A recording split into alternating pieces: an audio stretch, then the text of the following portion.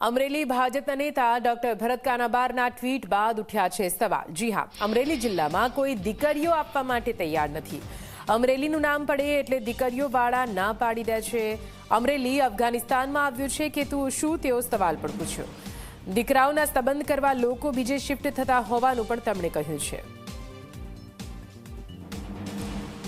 તો આપને જણાવી દઈએ, એક ટ્વીટ જે ચર્ચાનું કેન્દ્ર બન્યું છે। અમરેલીના ધારાસભ્ય ભાજપના નેતા ડોક્ટર ભરત કાનાબારે ટ્વીટ કર્યું, જે બાદ ઉઠ્યા છે સવાલ। અમરેલી જિલ્લામાં કોઈ દીકરીઓ આપવા માટે તૈયાર ના હોવાનું તેમણે લખ્યું।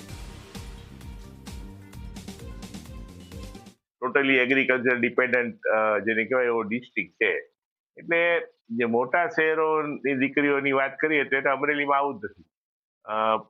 ગામડાની પરિસ્થિતિ આના કરતાં પણ વધારે ખરાબ છે કે મોટા શહેરમાં સુરત કે અમદાવાદમાં રહેતા હોય અને 2 BHK ફ્લેટમાં જે મોટી થયેલી દીકરી એના 20 ફ્લેટ જેવડો મોટો અહીંયા કોઈ ગામડામાં ઢેલાવાળું મકાન હોય એવો પરિવાર હોય, પણ એની વાત આવે ને ગામડાની તો વાત જ જવા દે।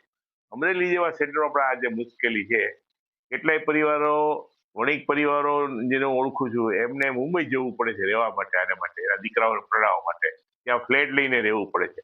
એટલે આ એક સામાજિક સોશિયલ ઇસ્યુ છે અને એને કારણે ઘણા બધા લોકો અમરેલીમાંથી માઇગ્રેટ થઈ રહ્યા છે।